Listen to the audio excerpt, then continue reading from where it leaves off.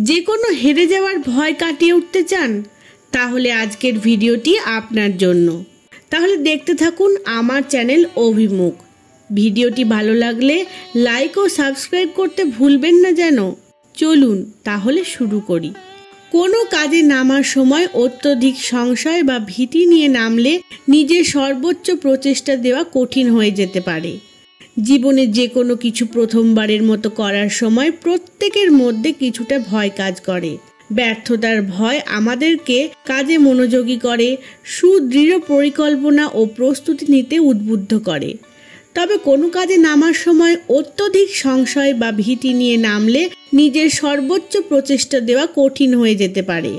ব্যর্থতার এই ভয় সবসময় আপনাকে মনে করিয়ে দিতে থাকে যে আপনি যতই চেষ্টা করেন না কেন কখনোই তা যথেষ্ট হবে না। আপনি নিজেকে এবং আশপাশের সবাইকে হতাশ করবেন। অত্যধিক দুশ্চিন্তা, নৈরাশ্যবাদী ভাবনা, দ্বিধাবোধ, কাজের প্রতি অনীহা, ইচ্ছাকৃতভাবে নিজের ক্ষতি করা ইত্যাদি এই বিশেষ ধরনের ভীতির লক্ষণ। এরকম ভয়ের কারণে মানুষ যে কোনো কাজ শুরু করতে দ্বিধাগ্রস্ত থাকে, ফলে নিজের কাজে অনেকটাই পিছিয়ে যায় তারা। এরকম ভয় কাটিয়ে ওঠার কিছু উপায় জানবো আজ।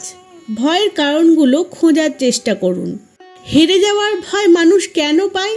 নেতিবাচক পরিবেশে বড় হওয়া, বারবার ব্যর্থ হওয়া, অতীতের বড় কোনো ব্যর্থতা ইত্যাদি থেকে এই ভয়ের সৃষ্টি হতে পারে। যারা প্রতিটি কাজ নিখুঁতভাবে করতে চান, ইংরেজিতে তাদের বলা হয় পারফেকশনিস্ট। এই ধরনের মানুষরা মনে করেন তাদের কাজে কোনো ভুল হওয়া যাবে না। মনে রাখবেন, একেবারেই নিখুঁতভাবে কাজ করা অনেক সময় সম্ভব হয় না। তাই বলে কি আমরা কাজটা থেকে দূরে থাকব? অবশ্যই নয়।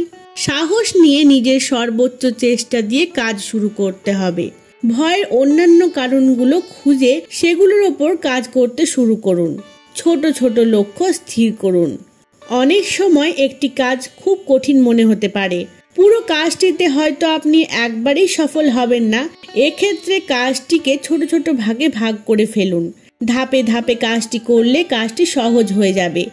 ছোট ছোট লক্ষ্যগুলো অর্জন করার ফলে আপনার আত্মবিশ্বাস বাড়বে এবং এই আত্মবিশ্বাস আপনাকে কাজের প্রতি আগ্রহী করে তুলবে। প্রতিদিন অল্প অল্প করে এগুতে শুরু করলে আপনার জন্য লক্ষ্য অর্জনের পথ সহজ হয়ে আসবে।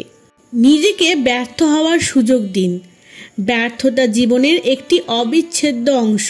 হাঁটতে শেখার সময় একটি শিশু যেমন বারবার হোঁচট খেয়ে হাঁটতে শেখে, তেমনি যে কোনো কাজে প্রথমবারই আপনি সর্বোচ্চ ফলাফল পাবেন তার কোনো নিশ্চয়তা নেই।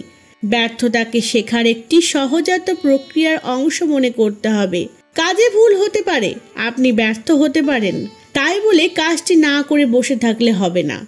ব্যর্থ হলেই সবকিছু শেষ নয়, বরং সেখান থেকেই শেখার চেষ্টা করুন নতুন কিছু।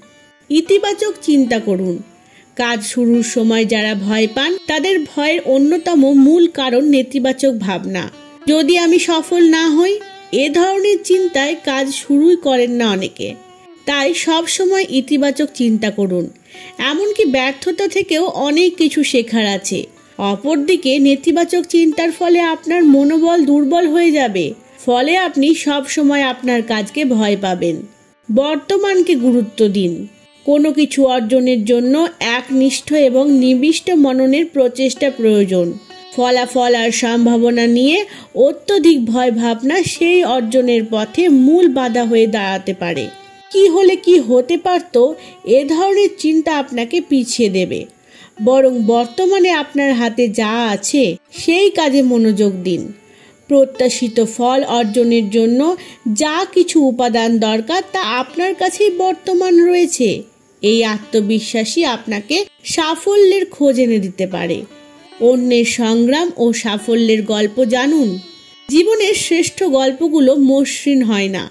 সফলতার দিকে এগিয়ে যাওয়ার পথে যারা অসংখ্য বাধা বিপত্তির সম্মুখীন হয়েছেন, এমনকি ব্যর্থতার গ্লানিতে জর্জরিত হয়েও নতুন করে স্বপ্ন দেখেছেন এবং পরে বহু ত্যাগ, গ্লানি, প্রবল পরিশ্রম এবং অধ্যবসায়ের সঙ্গে সাফল্য ছিনিয়ে এনেছেন, তাদের কীর্তিগাথা সবাই বারবার শুনতে চায়। তাদের গল্পগুলো মানুষকে আশা দেখায়। আপনার ভীতি কাটিয়ে উঠতে এই গল্পগুলো সোপান হয়ে উঠতে পারে। ইতিবাচক মানুষের সঙ্গে থাকুন। কোনো কাজ শুরুর সময় আমাদের আশপাশের পরিবেশ একটি বড় ভূমিকা পালন করে। তোমাকে দিয়ে এই কাজটি হবে না বা তুমি এটি পারবে না, পরিবার বা বন্ধুদের কাছ থেকে এই রকম নেতিবাচক মন্তব্য পেতে থাকলে আপনি ক্রমশ কাজ করার আগ্রহ হারিয়ে ফেলবেন। তাই ইতিবাচক বন্ধুদের দল গড়ুন, যারা আপনার প্রতিটি কাজে উৎসাহ যোগাবে। ব্যর্থতা সবার জীবনেই কখনো না কখনো আসে। এরকম সময়ে একে অপরের পাশে থাকা, পরস্পরকে উৎসাহিত করাই ইতিবাচক মানসিকতার যথার্থ পরিচয়। আজকের ভিডিওতে আপনাদের মতামত অবশ্যই জানাবেন। ধন্যবাদ।